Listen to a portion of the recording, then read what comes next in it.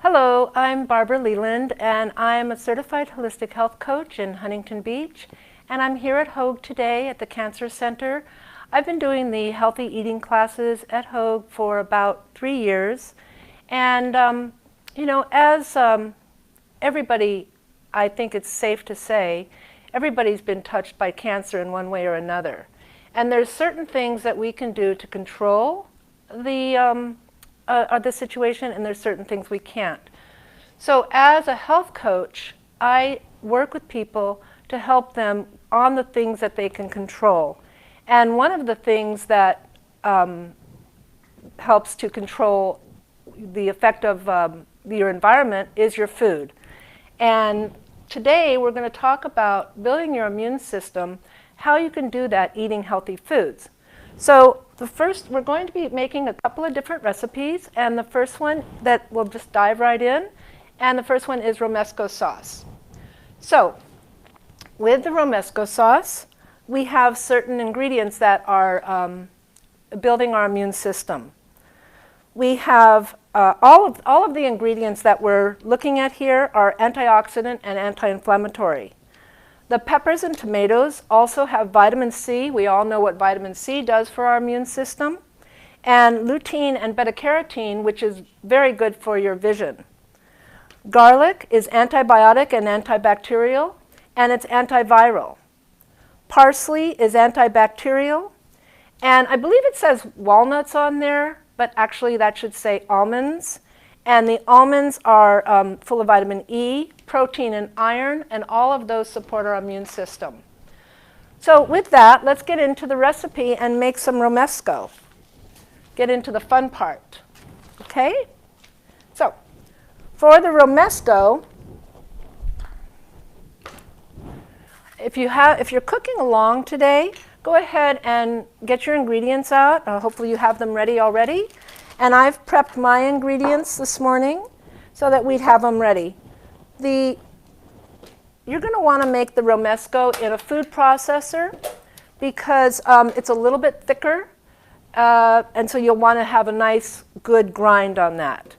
So what we're going to put in first, I roasted red peppers.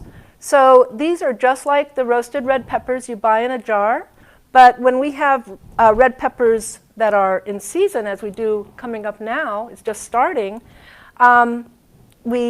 it's good to use fresh if you can. It's a lot easier to buy jarred, so I get you. I get you. So we're going to put the red peppers in the food processor. And look at how beautiful those look. Can you see that? Beautiful. Then we're going to take sun-dried tomatoes. Now I'm using the sun-dried tomatoes that are packed in olive oil. So some people like to use the sun-dried tomatoes that are not packed in olive oil. That's just fine. You can use either one. I like this one. The sun-dried tomatoes do soak up a little bit of the oil, so that'll be a factor when we talk about putting the oil in. But I'm going to put in the 1/3 cup of sun-dried tomatoes, and these are julienned. Then we're going to take 1 cup of raw almonds. When you buy raw almonds in the store, the almonds are not truly raw. So in the United States, we can't buy raw almonds in the store. They have to be pasteurized. They're still good for you. They still have all the properties we talked about, but what's taken out are the enzymes. You don't have as many enzymes as you do when they're raw. That's okay. The raw organic almonds are very expensive, so you might want to go for just the raw, just the raw organic, but not the ones from the farm or the farmer or the farmer's market. You can also buy truly raw online, but these are raw, organic, but not truly raw. But don't tell anyone. Okay. Now, 1/3 bunch of Italian parsley. Now I realized that bunches come in different sizes. So when I was making this up, I'm like, oh, wait a minute, 1/3 bunch, how much is that? So 1/3 bunch of Italian parsley is about 1 cup smashed in. Okay? So about 1 cup of Italian parsley, and you can just smash it into your measuring cup. Snip off the bad ends. I did that this morning. Just snip off the bad ends and you smash it in. You don't have to trim them or anything else, just that. Okay, so this is a very easy recipe. Now, 2 tablespoons of olive oil. I'm using the olive oil that came from the sun-dried tomatoes. And the reason, now I'm going to tell you, the reason why I like to do that is because it has, to me, it has more intensity of flavor. So if you're using the olive oil, if you're using the dried tomatoes that are not packed in oil, when you're pouring the oil into your measuring spoon, let it overflow a little bit because you're missing the oil that's soaked into the tomatoes, okay? But I'm using the sun-dried tomato oil, so I'm pouring that in. And then the salt, it says 1/2 to 1 teaspoon. I'm using 1/2 because you can put in, but you can't take out. So you can always add more later if it's not salty enough, but you can't take out. So same with, and I also have the cayenne pepper in here. I don't know if you can see that little redness in there. But same thing with the cayenne pepper. I'm putting 1/4 teaspoon because I can always add more if it's not spicy enough. Now this dish should be a little bit of spice. You do want it, it's a Spanish dish, Latin, you know, it's a little spicy. But you don't want it overpowering, so that's all that you taste. So I'm putting in 1/4 teaspoon of cayenne and 1/2 teaspoon of salt. Okay, garlic. Well, that's not 3 to 4 cloves, is it? That's a few more. But here's the thing about garlic. It's tricky. It's sneaky. So you go to the store, you buy a nice big head of garlic, and it says, pick me, I'm nice and big and fat. But actually, it's not. You open the cloves, and you find that there's 3 small cloves inside 1 big one. So I did the equivalent of 4 cloves of garlic. I showed them. So I'm putting in, that smells great. Sorry you can't smell it. We need smell-o-vision. And then I'm going to put in the juice of 1/2 lemon. But this is not the juice, right? This is the lemon.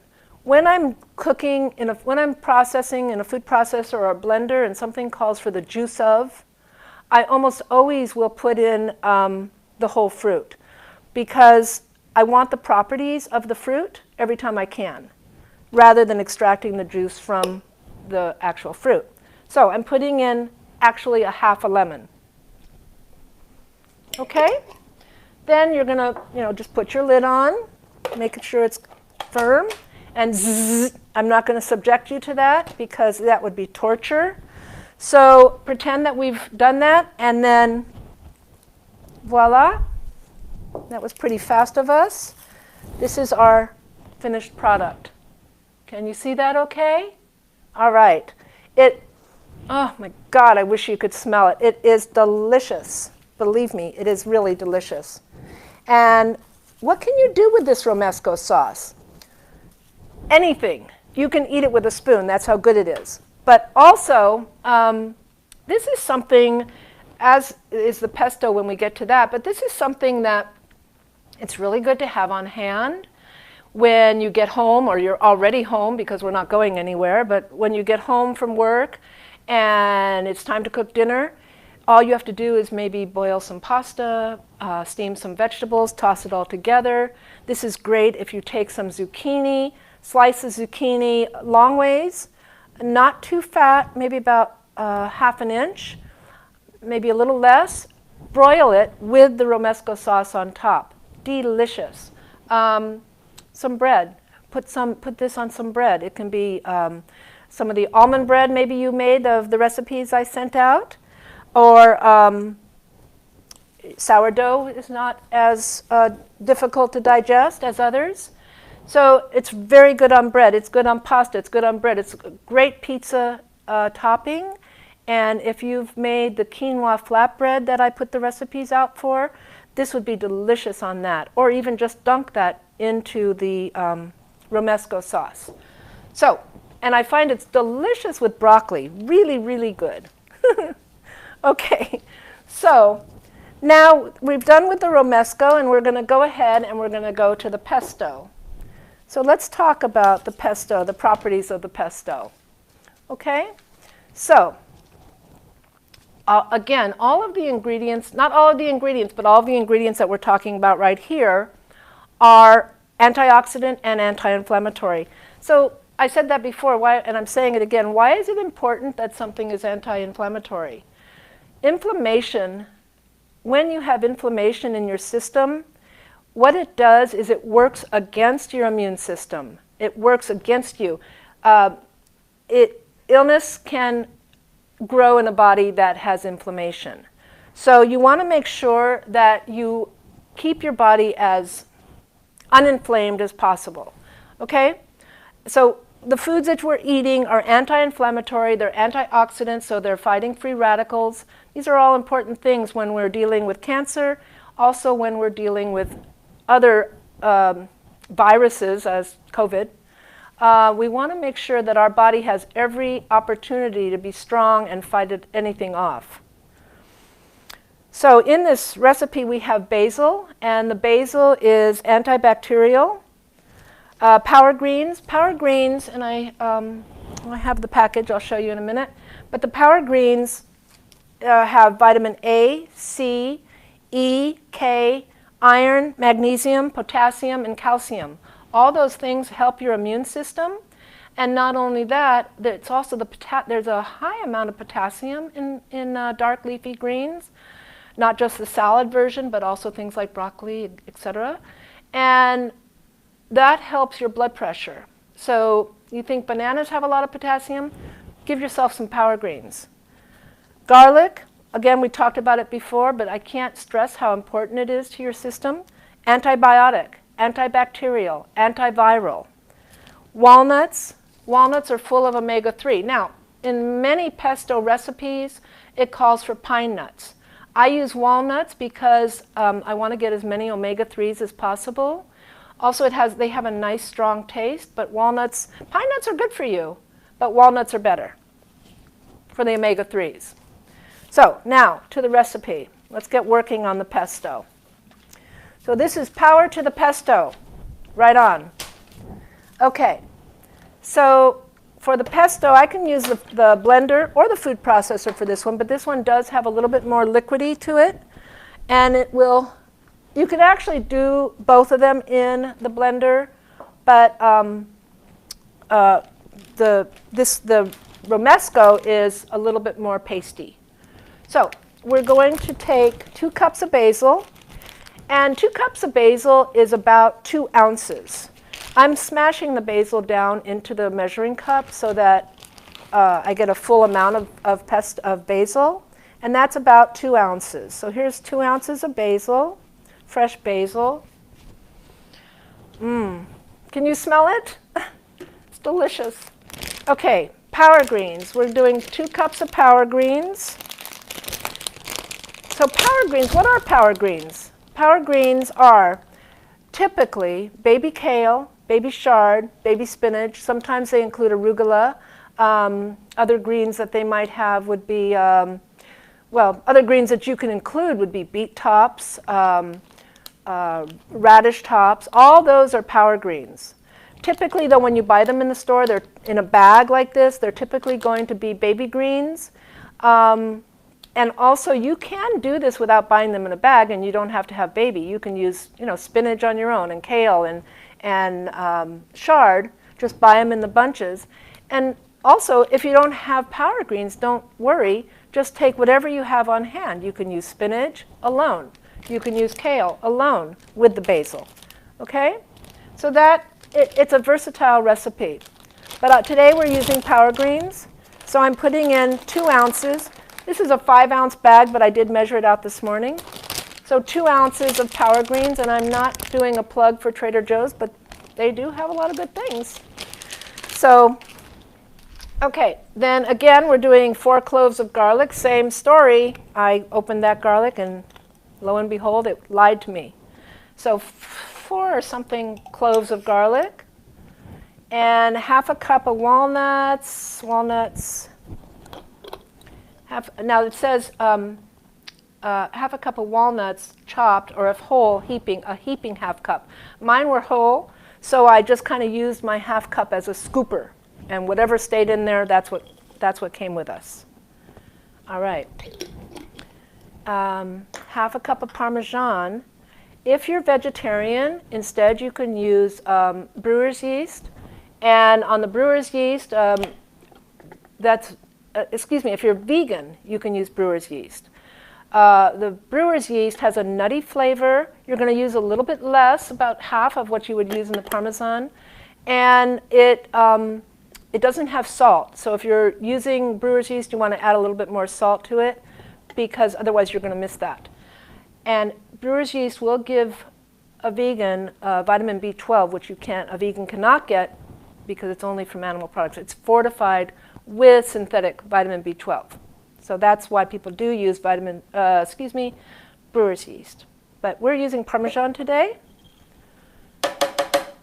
And then 1/4 cup olive oil. Now this one I'm using regular olive oil. Look at the color on that. Isn't that beautiful? Can you see it? So a 1/4 cup of olive oil, way less than what you would normally have in a restaurant or commercial store-bought pesto. I find that the pesto at a restaurant is delicious, but typically I'll walk away not feeling good afterwards because it's so oily. So this has a 1/4 cup of olive oil. It's not much. It's a nice light pesto. Now, you can use either white wine or apple cider vinegar. Apple cider vinegar has a lot of properties for your health. White wine does not. So with that said, you make the choice. White wine or apple cider vinegar. I bet you want to know what I'm using. Then I'm using 1/4 teaspoon of sea salt. And again, if it's not salty enough, you can add more, but you certainly can't take it away. Okay, so then you're going to secure your blender. Oops. Secure your blender. Zzz. Again, way too noisy for you to listen to. And then here you have your pesto sauce. And it's a beautiful shade. Can you see that okay? Beautiful shade of green. Oh, smells so heavenly. So what can we do with this pesto sauce? Well, the first thing that comes to mind is pasta. But also you can, again, use it as a pizza base. You can use it on that quinoa flatbread that we made. I've done that. It's delicious. Again, the zucchini, you can mix it with broccoli. If you're trying to be gluten-free, some people must be gluten-free. Some people would prefer to be gluten-free. There are many pastas made with lentils or chickpeas. And I've found, there's other varieties as well, but I've found that the lentils and the chickpeas really come out the best. They're not going to taste like white pasta, but they're very, very delicious. And this is a new product that I just found. It looks like orzo. I don't know, can you see it? Okay. Yeah? Okay. So it looks like orzo. Both of these, though, this one says to cook it 9 minutes in 1.5 cups of water to 1 cup of the orzo. But you want to cook it longer in more water. So when I made it the last time, I made it with probably half again as much water, and I cooked it for 15 minutes. And then instead of letting it stand for 5 minutes like it says on the box, I let it stand for probably half an hour.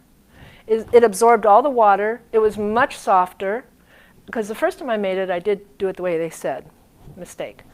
Same with the red lentil pasta. The thing is, with these pastas, though, you want to make sure you're stirring them while they're boiling. And it doesn't have to be this brand. Sprouts has them, Mother's has them, Whole Foods has them, probably even the big markets have them. But it doesn't have to be this brand. Just what I have found is that the lentil or the chickpea pasta really works better than the black bean or the black bean pastas. So that's it for our recipes and for our deliciousness. I wish you were here to eat this. Next time or some other time, we'll be together again and then we'll eat together. And so are there any questions? Okay, I've got some questions. Thank you. What are other typical easy dishes to support immunity? Well, there are a lot of, when you are cooking vegetables or when you're eating salads, when you're eating raw fruits, vegetables, you're going to be supporting your immunity hugely. To get more recipes, you can come onto my website and check that out, or you can email me directly and I can help you with that. But basically, stick mostly to your fruits and vegetables and remember the properties of that, okay? What are the benefits of using the whole food property versus just the juice? When you take the juice out of the item, you're separating everything that was built in to help you process that food, especially if we're talking about sweet fruits like oranges or apples. I am not a fan of juicing, of having fruit juice. I do like vegetable juice, but I am not a fan of fruit juice because of that. You need those things to help you process the sugar. But also, when you take away anything, even the lemon, you're missing out on the nutrients that are hiding, the fiber that are hiding in the fruit, in the pulp, in the part of the lemon that you're throwing away. Okay? Is buying pesto in a jar have some similar benefits as fresh? Yes. Read your ingredients, read your labels. You want to make sure that it's as clean as possible. They're not going to use as good of ingredients as you will at home, most likely. They're commercial, so it's going to be a little different. But for the ease of, it's better than not having it. So remember, it's always better than not. So you could take, how about this? You take some of this, take some pesto that you bought at the store, throw it in the blender, throw in some power greens, add a little bit more liquid, and you've got a new pesto that you've made with the properties of the power greens, and it's not going to be quite as heavy because you're diluting it with the power greens, okay? So that might help. But I hear you. It's easy to buy it. It's easier to buy it already made. Does pesto freeze well if made in bulk? Yes, thank you very much for saying that, because both of these items, they freeze perfect. You can keep them in the fridge for about a week. We've never made it that long, but you can freeze them, and then you have something, you come home, you take it out of the freezer, let it defrost, or you take it out that morning, let it defrost, and then that evening you're ready to go. So yes, it freezes really well. And I would freeze it in smaller portions, thank you, so that you're ready to go. You don't have to defrost the whole thing. What's the product name of the orzo? Rizzoni. Rizzoni. Rizzoni. Okay, R-I-S-O-N-I. And this is from, oops. Rizzoni. Sorry. This is from Trader Joe's. And I don't know if other places have it. I just happened to see it there a couple of weeks ago. Okay. It's funny answering questions when I can't see see if you got it. How long can these sauces be kept in the fridge? About a week, if you can make it that long. I bet you can. Any tricks for getting my grandkids to eat veggies? Yeah. Well, I used to, when my kids were little, my grandson eats veggies, so I don't have that problem. But when my kids were little, I used to hide them in things. So you can grind them up, put them inside a sauce, especially if they don't see it. If they don't see it, they don't know. My son hated mushrooms. To this day, he kind of still does. So I would chop them up very, very fine, and I would put them in whatever it was, because I knew I wanted us to have the properties of the mushrooms and the deliciousness, and I thought he should eat them. So he did, and he didn't know it. So if you're listening, Tony, now you know. Okay, anything else? That's it. Okay, well, I want to thank you for this opportunity. It's really been fun getting this ready and little nerve-wracking, but here we are. So hope I see you sooner than later, but thank you again. I appreciate it.